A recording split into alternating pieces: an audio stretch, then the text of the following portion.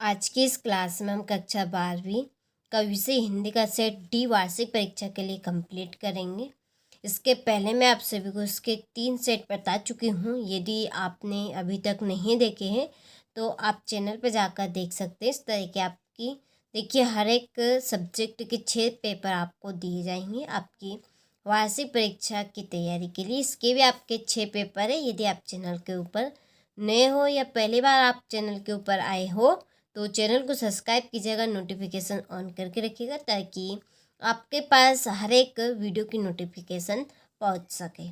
चलिए तो वीडियो को हम शुरू करते हैं और बढ़ते हैं प्रश्नों की ओर बिना किसी डाउट के। तो पहला प्रश्न है, किसकी आवाज़ मृत गांव संजीवनी शक्ति भरती रहती थी? तो इसका आंसर रहेगा आपका पहलवान की ढोलक की आवाज़।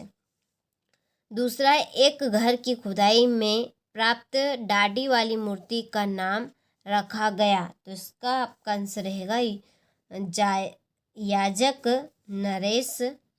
तीसरा है, गाय दूध देती है का शुद्ध वाक्य है। तो गाय दूध देता है, इसमें ऐसा लिखा है गाय दूध देता है का शुद्ध वाक्य क्या होगा? सभी को पता है इसका शुद्ध वाक्य रहेगा कि गाय दूध देती है।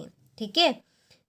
चौथा है, दुर्मल सवैया में वर्णों की संख्या होती है। दुबल्य सवैया में वर्णों की संख्या कितनी होती है? तो इसका आंसर आपका रहेगा 24 वर्ण होते हैं। ठीक है। चलिए इसके बाद में हमारा अगला प्रश्न है कि रीतिकालीन कवि है। तो जो रीतिकालीन कवि है वो कौन सा कवि है? आपके सामने 4 ऑप्शन है इसके। तो इसका आपका आंसर रहेगा भूषण। ठीक है, 12 नंबर का। और छठा है, बादल राग कविता के कुल खंड है। तो इसका आंसर रहेगा 6 कुल खंड रहेंगे। ठीक है। चलिए फिर रिक्त स्थानों की पूर्ति कीजिए। पहला है, भक्त जी बाकी चूरन डेडेस को मुफ्त बांट देते थे। तो किस में बांट देते थे? वो बालकों में। इसका आंसर आएगा आपका बालकों। दूसरा है, निर्गुण काव्य धारा के मत के अनुसार ईश्वर डेडेस है। क्या है? निराकार है। तीसरा है, आपको डेडेस होकर कैसा लगता है? तो इसका आंसर रहेगा अपाहिज। और चौथा है, मोहनजोदड़ो की लंबी सड़क अब डेडेस लंबी बची है। तो इसका आंसर रहेगा आपका 700 किलोमीटर। ठीक है। और अगला है, ऊँट के मुंह में जीरा मुहावरे का अर्थ डेडेस है आवश्यकता से कम वस्तु। इसका आंसर रहेगा आपका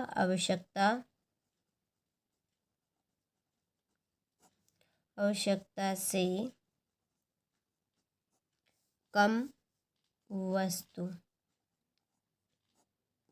ठीक है। फिर अगला, छंद के डेडेस प्रकार होते हैं। तो छंद के कितने प्रकार होते हैं? 2 प्रकार माने जाते हैं। ठीक है। तो स्क्रीनशॉट आप अच्छे से लें यहाँ से और अच्छे से कंप्लीट करें। अब हम बढ़ते हैं जोड़ी की ओर। तो पहली जोड़ी है, भक्तिन का जन्म। भक्तिन का जन्म कब हुआ था? ऐतिहासिक झूसी में हुआ था। ठीक है। और अगला है, श्रृंगार काल है आपका रीतिकाल। क्या है? रीतिकाल। तीसरा है, रीतिकाल की मुख्य भाषा है। तो रीतिकाल की मुख्य भाषा कौन सी? ब्रज भाषा। ठीक है। फिर है, भागी हुई लड़कियां कौन सी? आपकी आलोक धनवा। ठीक है, आलोक धनवा। और फिर एक, कविता का पहला उपकरण क्या है आपका?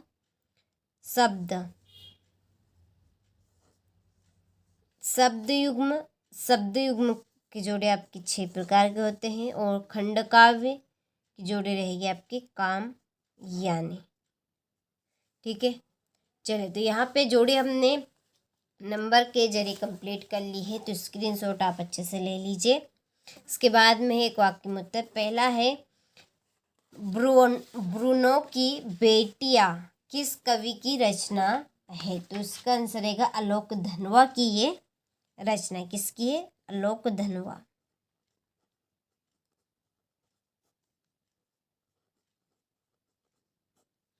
दूसरा है उषा का जादू कब टूटता है? तो सूर्योदय होने पर। ठीक है, इसका आंसर आएगा आपका सूर्योदय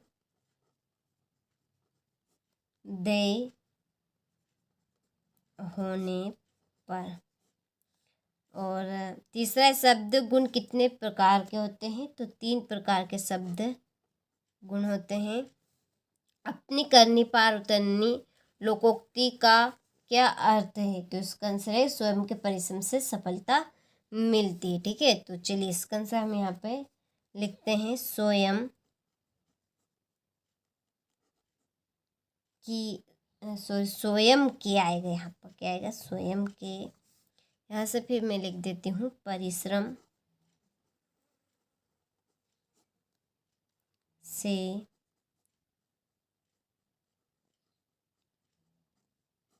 सफलता मिलती। ठीक है, चलिए स्क्रीनशॉट आप ले लीजिए। फिर है कि समाचार के अंतर्गत किसी घटना का नवीनतम और महत्वपूर्ण पहलू क्या है? तो इसका आंसर आएगा क्लाइमैक्स। ठीक है, इसका आंसर आपका आएगा क्लाइमैक्स। ठीक है, और छठा है सिंधु सभ्यता की खुदाई में प्राप्त नर्तकी की मूर्ति अब किस संग्रहालय में है? इसका आंसर आपको PDF में मिल जाएगा। श्रम विभाजन किस समाज की आवश्यकता है? तो इसका आंसर है आपका आधुनिक सभ्य समाज की।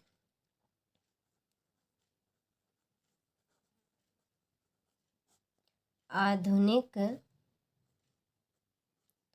सभ्य समाज।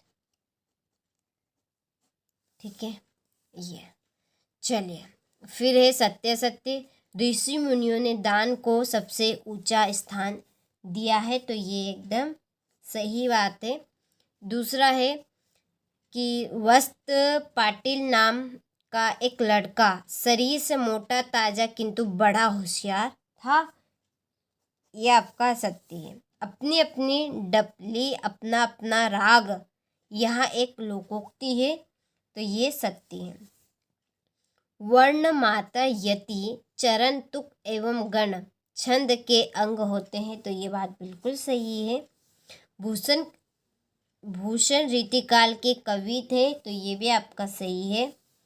अस्थिर सुख पर सदैव सुख की छाया रहती है। तो ये भी आपका एकदम सही आंसर है। ठीक है, ये तो ये हमारे सत्य कंप्लीट हो चुके हैं। देखिए इसके बाद में ये हमारा क्वेश्चन नंबर 6, 7, 8 है। ठीक है, तो इस तरह के आपके यहाँ पर पेपर में आपके प्रश्न रहेंगे। ये टोटल ये आपका यहाँ पे 21वां प्रश्न है। फिर आपका देखिए इसके बाद में आपका आएगा ये 22वां प्रश्न और ये 23वां प्रश्न। देखिए क्वेश्चन नंबर 6 से कहाँ से लगा के आपके क्वेश्चन नंबर 6 से यहाँ से क्वेश्चन नंबर 6 से लगाकर 23 तक के प्रश्नों का हमने सॉल्यूशन के लिए PDF तैयार कर ली है।